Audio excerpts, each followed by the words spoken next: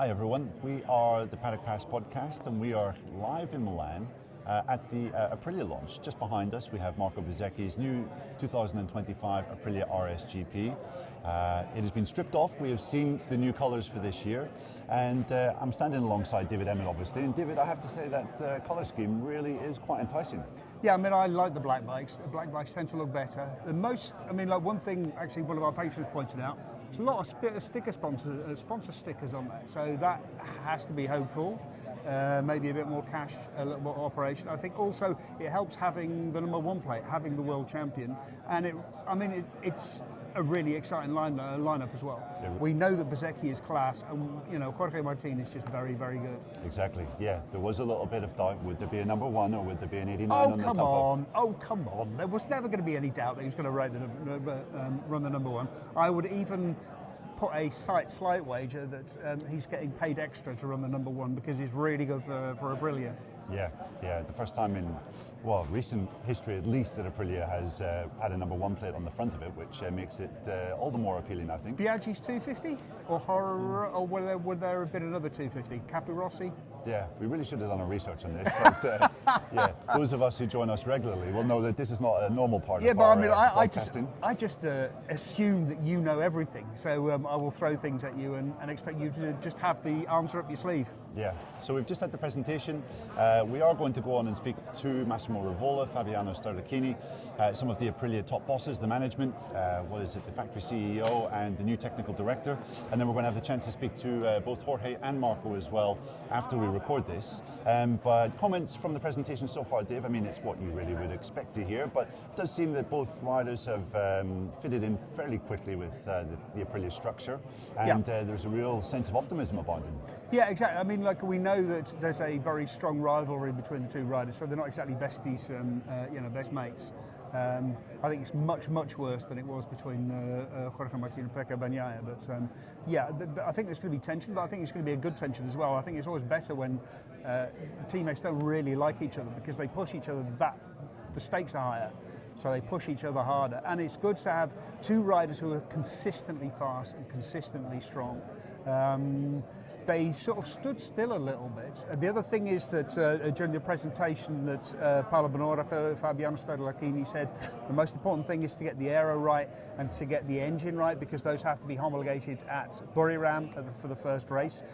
Looking at the bikes, it's a 2025 chassis, but that's 2024 aero for the absolute nerds among you. Yeah, and what about the tyre codes? I saw you down your hands and knees checking out the Michelin tyre codes. Yeah, well, because they've actually got the tyre codes printed on them. I mean, they are the Michelin racing slicks, but it's a soft rear and a medium front. There we go. I think it was maybe about 0.5% of the viewership that actually would care about that sort of thing, but that's why you're here, Dave, to provide us with those important little details. A healthy sense of competitive tension. I guess you could say the Aprilia box will be somewhat similar to the Paddock Pass podcast this year in terms of the energy that gets the presenters by. We all hate each other and really want to outdo each other. Yes, definitely. There we go, exactly. I mean, Dave, it's a ridiculously early stage of the season, but are Aprilia aiming for the stars this year? They've got the world champion on board. Are they aiming to be fighting for the championship? I think that's a little bit optimistic.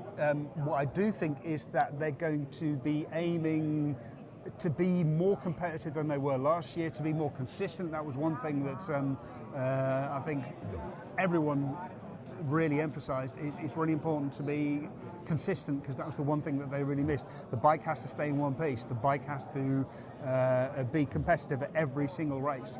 So that I think is really something to watch out for. That's what they have to improve. Again, they have the riders to do it.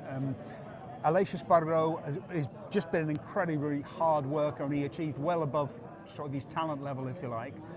Maverick Vinales, incredibly talented, but flaky, just not reliable. You just never knew what you were going to get. Sometimes you would get sort of the full Maverick Vinales in all his glory, ruling around like like the King of Persia, and sometimes you would get Maverick Vinales wandering around sort of like not knowing what country he's in. So in the same weekend. That's right. In the same session sometimes. So I mean, this is it. The two of them, Martin and Bezzecchi, much more consistent, much stronger. I think much stronger week in, week out.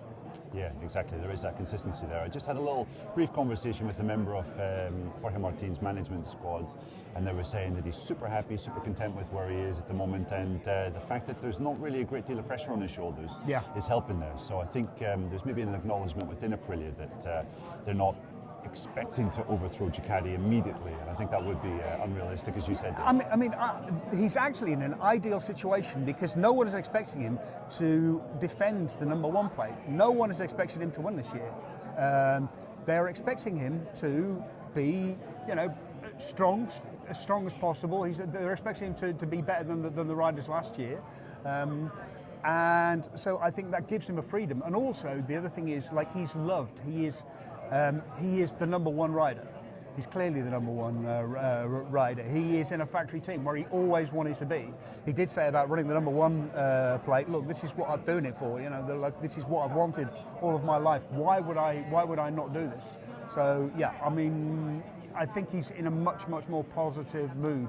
He's got something. He's also got really something to prove to Ducati, and he really wants to shove it up them, as they say. Yeah, you could say he did that by winning the World Championship. Yeah, but it's always good to rub people's noses in things, isn't it? Yeah, even more than he's already done. So we're going to head off, get some lunch, and then head to the press conferences. We hope. There wasn't anything on the list about when lunch was, so it could be a complete surprise. Well, let's hope for everyone's sake that we get some food in our bellies, and we'll be back with a little bit more reaction to the press conferences that we're about to deal with here in Sky Sports HQ in Milan.